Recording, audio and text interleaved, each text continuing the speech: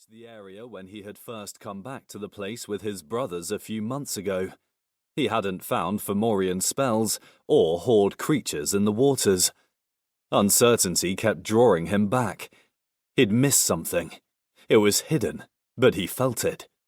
A distortion, a vibration in the water like something was there, but he couldn't see it. A ripple of dark magic brushed against him, and Mananan's eyes snapped open. He exploded into action, swimming through the water to follow the trail. He had felt the same darkness when hunting horde creatures off the coast of Wales recently. His nephew Killian and his mate Bron had been right when they said that they couldn't keep up with hunting them because they bred so quickly.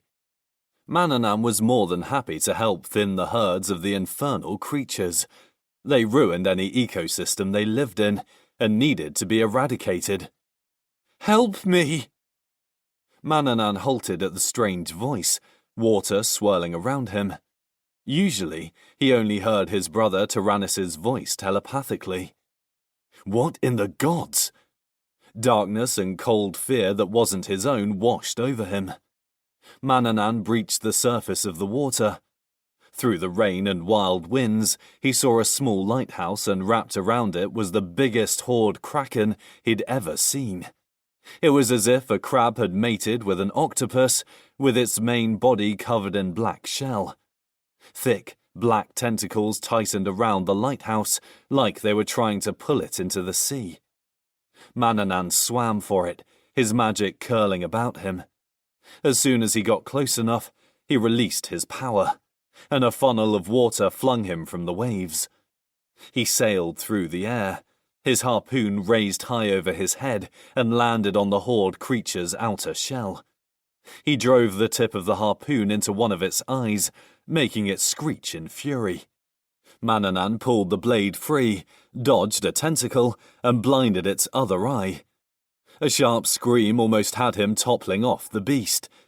One of the creature's tentacles plucked a woman from the top of the lighthouse balcony. She was hanging by her ankles above the churning sea. "Fuck!" Mananan growled. That was just what he needed. He took a long knife from his leg sheath and cut off the next tentacle that went for him. The creature was holding the woman out of reach as its entire attention was on Mananan.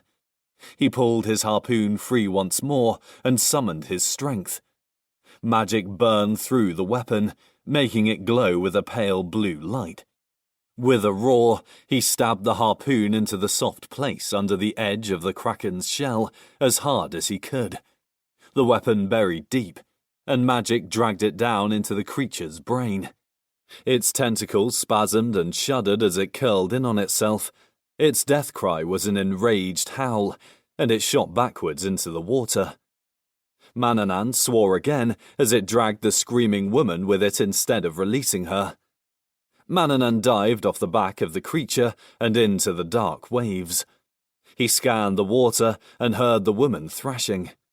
He spotted a bright flash of silver hair, and he swam for it. The woman was trying to claw at the tentacle around her leg, her movements sluggish as her air ran out. She flailed around wildly, but Mananan grabbed her face and breathed a mouthful of air into her lungs. She stopped fighting him and went for the tentacle again. He pushed her hands aside and cut the tentacle with his dagger. She kicked her leg free and tried to make for the surface. Mananan grabbed her around the waist and carried her the rest of the way. They broke the surface, the woman inhaling and coughing so raggedly, Mananan could hear it over the storm. He held on to her and made for the shoreline. The lighthouse was situated on a rocky point, but a small stretch of beach curved around it. The woman stopped struggling, her strength gone as the cold water chilled her. She was unconscious by the time Mananan got her to the sand. "Woman, wake up," he said, giving her a shake. He could feel her lungs still breathing under his hands. She had come from the lighthouse, so that was where he would take her. Mananan sheathed his dagger and hoisted the woman up into his arms. Playing rescuer hadn't been on his list of things to do that night, but he had saved her.